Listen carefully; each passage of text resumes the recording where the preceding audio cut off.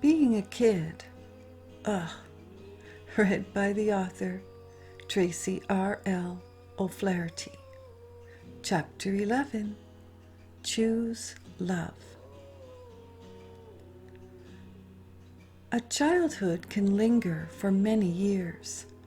It is easy to get caught up in past years, in childhood, in hurt and anguish. It is easy to look back and feel a loss of something.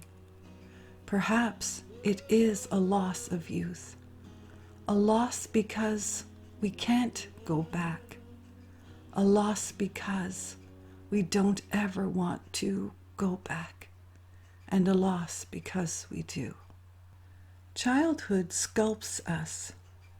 The people around, family, friends, the bully, the teacher, the kind words, the unkind words, excelling in something and failing at something, receiving an A, receiving an F, learning to read quickly or not, learning math quickly or not, struggling or not. Who is the popular one? Who is the one that isn't popular? All this sculpting during our tender years. We carry it into our adult years. Carry hurt with us.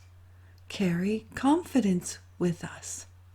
The one who excels can be the one that takes their life.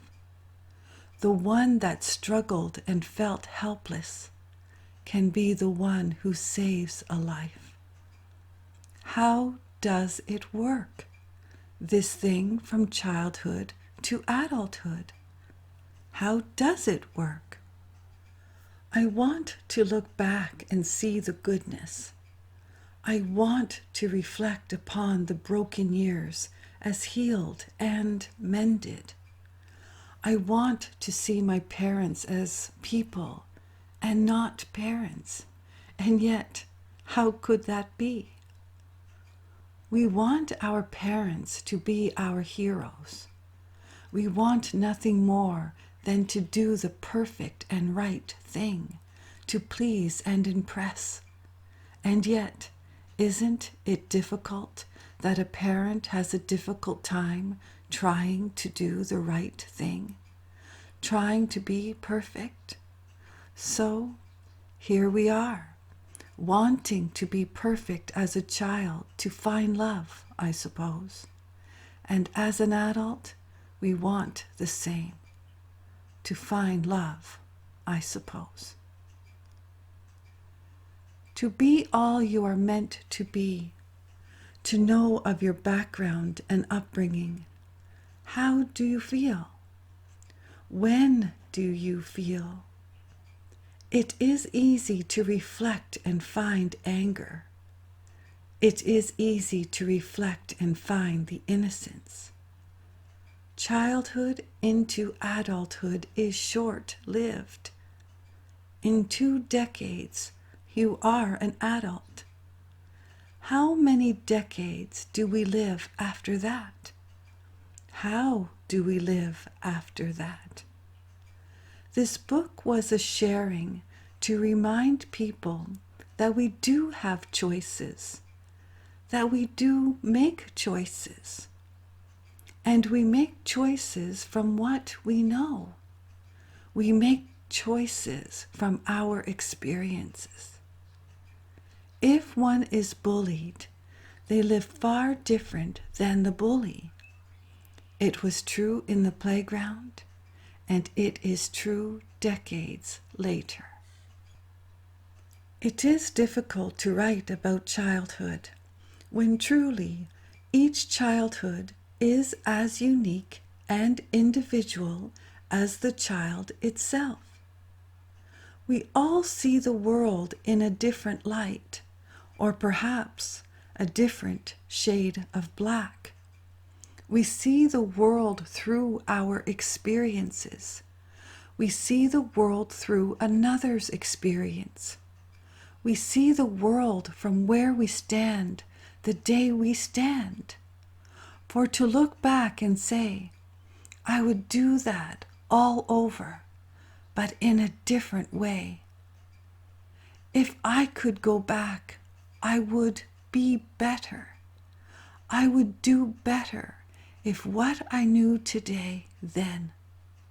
I would have done it all so much more different than what I chose the day I chose it. How do we know what to choose? How do we know when we have enough? When we have had enough? When do we realize of our own greatness as we reflect on our childhood days? How do we see our own greatness when we look at our reflection decades later? It is hard to look in a mirror at times. Times when we wished we were better. Times when we wished it was better. To look in a mirror and fall in love, does that happen? Why doesn't it happen more often? Is it because we see the innocence and judgment? Do we see the bullied and the bully? Do we see the good days and the not so good days? Do we see the marriage or the divorce? What do we see in our reflection? Do we see our parents? Do we see our grandparents? Do we see at all the depth of who we are? Smoking as an 11-year-old girl made me giggle then, and today I find it remarkable that I did it.